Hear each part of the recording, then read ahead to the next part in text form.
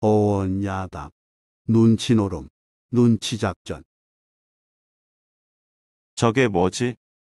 한 어부가 강에서 조각배를 타고 물고기를 잡던 도중 뭔가를 발견하고 자세히 살펴봤습니다. 아니, 시체잖아. 깜짝 놀란 어부는 동료와 함께 시체를 배에 끌어올린 뒤 강가에 눕혔습니다. 시체는 잘 사는 사람이 입을 법한 비단 옷을 입고 있었는데 동료가 그 옷차림을 보며 강 상류 근처에 사는 부자 송씨 같다고 말했습니다. 그런가? 그렇다면 내가 가서 소식을 전해야겠군. 어부는 하던 일을 멈추고 시체를 자기 집에 누인 후 깨끗한 무명대로 덮어놓고는 30리쯤 떨어진 송씨 집으로 향했습니다. 가서 멀찍이 떨어져서 보니 으리으리한 기와집 이기에 얼마나 돈 많은 부자인지 충분히 짐작할 수 있었습니다. 어부는 대문 앞으로 가서 사람을 부르려 했는데 안에서 곡소리가 들렸습니다. 계십니까? 어부가 일단 사람이 왔음을 알리자 하인이 나와 누구이고 무슨 일이냐고 물었습니다. 어부는 자신이 찾아온 이유를 말하기 전에 집안의 울음소리부터 물어봤습니다. 어인일로 곡소리가 요란한지요. 이 집에 병고라도 생겼습니까? 하인은 집주인 송씨가 친구와 함께 어디를 가려고 나룻배를 탔다가 회오리 바람을 만나 물에 빠져 실종됐다고 답했습니다. 친구분은 간신히 헤엄쳐 나와 그 소식을 이 집에 전해줬으나 주인어른은 어떻게 됐는지 모릅니다. 하인이 한숨을 내쉬며 탄식하자 어부가 그제야 찾아온 연유를 말했습니다. 그렇다면 내가 제대로 찾아왔군요. 내가 그분을 발견했소이다.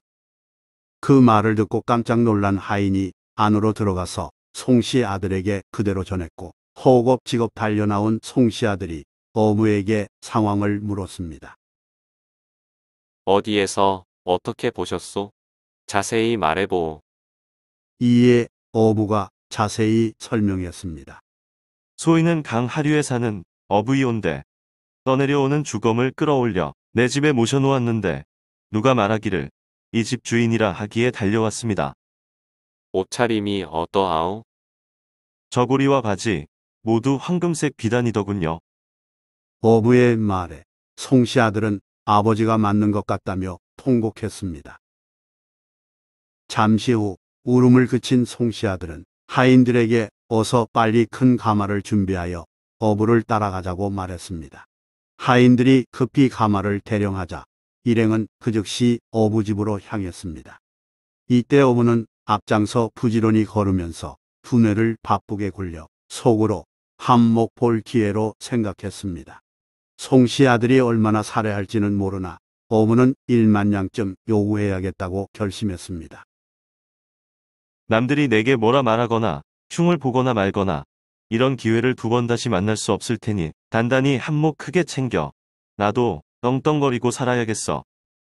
어부가 본 송씨 기와집 규모로 미로 만석지기는 될 듯 여겨졌기에 그렇게 욕심을 부린 것입니다.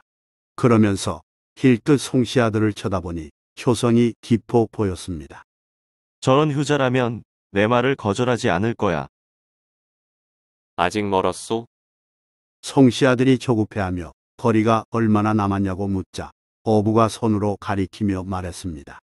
거의 다 왔습니다. 저기가 소인 집입니다. 어부 집에 도착한 송씨 아들은 무명배를 들쳐 시신을 확인하고는 아버지하고 부르며 부둥켜 안고 눈물을 흘렸습니다. 하인들도 슬퍼하며 서럽게 울었습니다.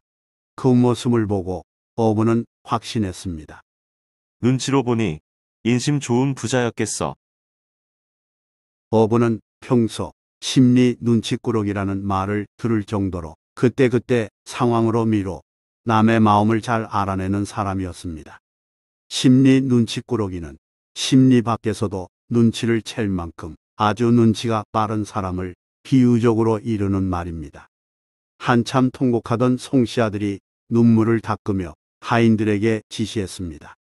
아버님을 가마에 눕혀드려라. 어서 집으로 모셔가게. 하인들이 지시를 이행하는 동안 송씨 아들이 어부에게 돈 100냥을 주며 살해했습니다. 덕분에 시신을 모실 수 있게 되어 고맙소. 하지만 어부는 자기 기대보다 적은 금액에 실망하고 당황하여 시신을 부여잡으며 말했습니다. 소인이 아버님 시신을 만난 것은 우연이 아니라 내가 하도 못 사니까 천지신명께서 나를 돕기 위해 그렇게 조치한 일이라고 생각합니다. 뜻밖의 말에 송씨 아들이 못 드신가 싶은 표정으로 쳐다보자 어부가 이어 말했습니다. 상주께서 소인을 욕하실지 모르지만 나도 이제 잘 살고 싶습니다. 더도 덜도 말고 1만 냥만 주십시오. 그렇지 않으면 시신을 내놓지 않겠습니다. 어부가 눈치를 봐가며 이렇게 선언하자 상주는 기가 막혀 아무 말도 하지 못하고 어부 얼굴을 물끄러미 바라만 봤습니다. 그 순간에도 어부는 상주 얼굴을 보며 눈치 싸움을 했습니다. 한참 후 상주가 입을 열었고 어부는 귀를 기울였습니다. 당신은 천지신명께서 당신을 돕고자 내 아버님 시신을 만나게 했다고 말했소.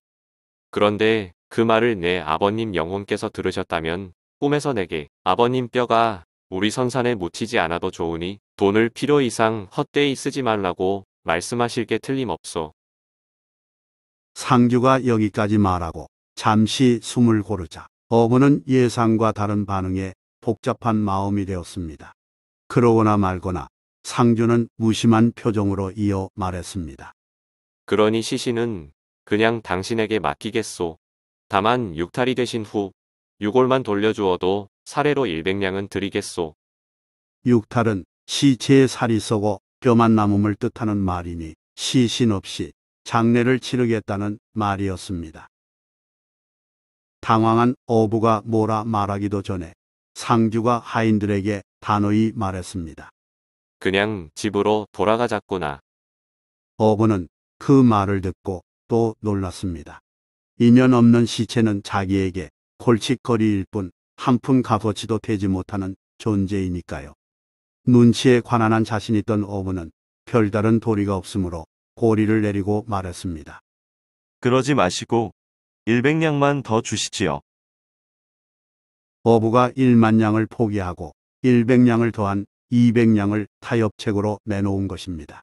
상주는 체면상 시신을 놓고 흥정할 수는 없으므로 역시 물러서며 응답했습니다. 가지고 온 돈이 100냥 뿐이라오. 며칠 후 내게 찾아오면 100냥을 마저 드리리다. 그 말에 어부는 알았다며 시신을 어서 모셔가라 말했고 상주는 시신을 가마에 태워 자기 집으로 돌아갔습니다. 이에 연유하여 상대방의 속뜻을 알려고 하거나 이와는 반대로 자기 뜻을 감추고자 상대방에게 헛된 말이나 행동을 취하는 경우 눈치노름이나 눈치작전이란 말을 쓰게 됐다고 합니다. 오늘날 눈치노름은 진심으로가 아니라 남의 눈치를 보아가며 그 눈치에 맞춰 취하는 행동을 의미하고 눈치작전은 미리 낌새를 보아 자기에게 유리하게 취하는 여러 조치를 뜻합니다.